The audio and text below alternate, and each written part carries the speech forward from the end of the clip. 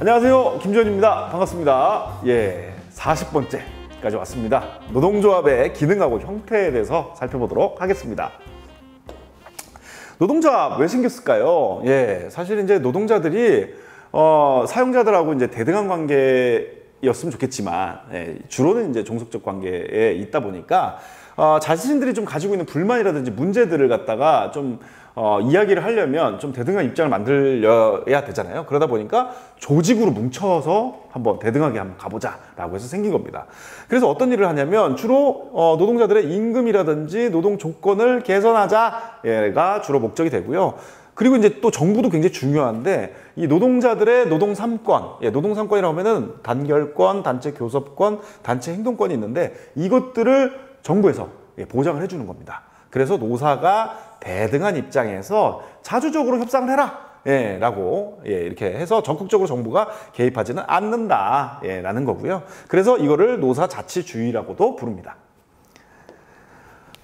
노동조합의 기능은 참 다양합니다. 먼저 첫 번째는 경제적 기능이죠. 그래서 노동조합의 그 조합원들이 있잖아요. 이들이 경제적으로 좀 이익을 갖고 또 권리를 유지하고 더욱 나아지도록 개선하는 것들을 목적으로 하고 있고요. 또 노사가 그래서 대등한 입장에서 단체 교섭에 임하게 되고, 협상이 만약 결렬이 된다, 더 이상 뭐 의견차가 좁혀지지 않는다, 이런 경우에는 파업을 한다든지 태업을 한다든지 이러한 쟁의 행위를 해서 자신들의 목소리를 높여가는 거죠.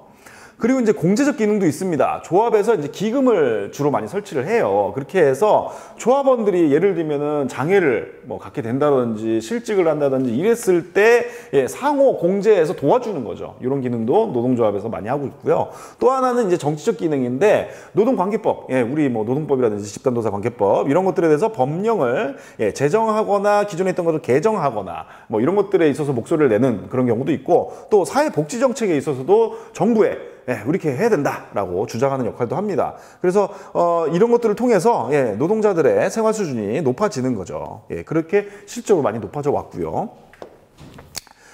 그리고 이제 노동조합의 형태도 또 되게 다양합니다. 가장 초기의 형태라고 볼 수 있는데 직종별 노동조합인데요.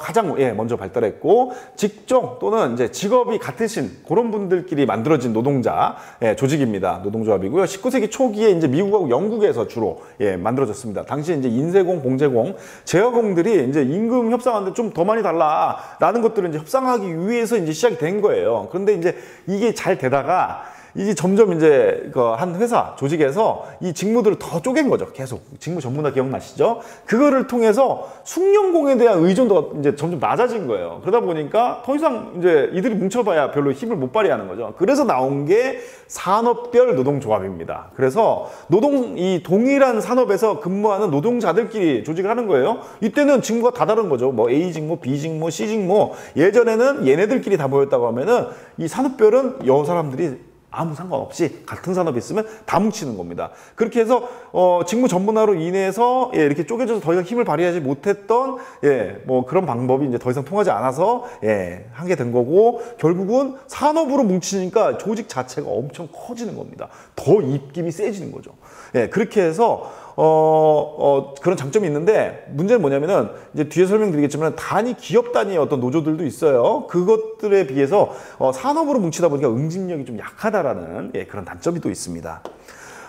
기업별 이제 노동조합이 이제 가장 국내에서 많이 발견되는 보이는 그런 형태인데, 같은 회사 다니는 노동자들입니다. 어느 한 회사에 여러 직원들이 그냥 뭉쳐서 만든 조직이고요.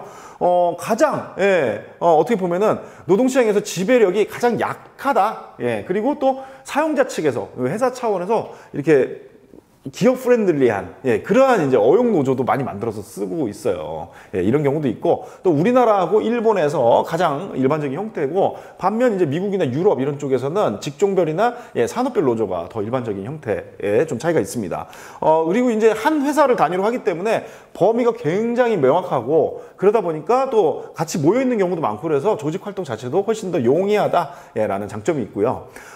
그리고 이제 또 한 회사에서 실제 하나의 사용자하고 같이 하다 보니까 주로는 이제 대립보다는 뭔가 화합이 좀 더 용이한 그런 장점들이 있습니다.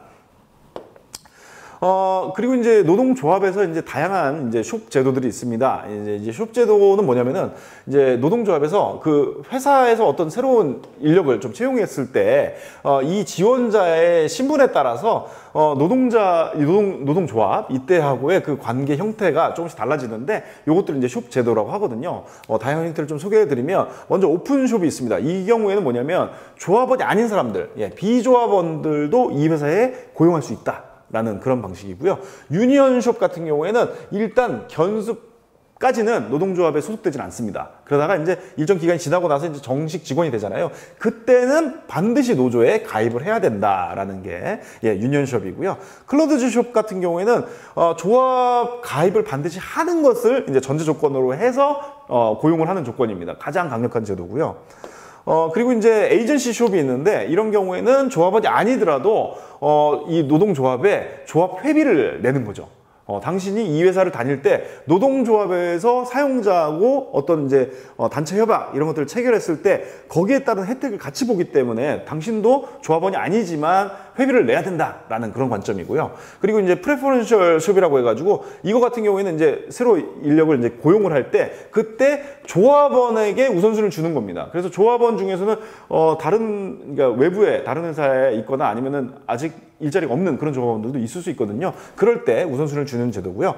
메인테넌스 숍 같은 경우에는 뭐냐면은 조합원들이 어느 기간 동안은 조합원이 아니어도 되는데, 그 회사에서 이제 근무하면서 일정 기간이 좀 지나면 반드시 조합원이 돼야 되는 이런 조건부 제도입니다. 이렇게 이제 좀 다양한 숍 제도들을 소개해 드렸고요. 이렇게 좀 40번째 시간 마무리하고 다음 시간에 좀 더 유익한 내용으로 찾아뵙도록 하겠습니다. 감사합니다.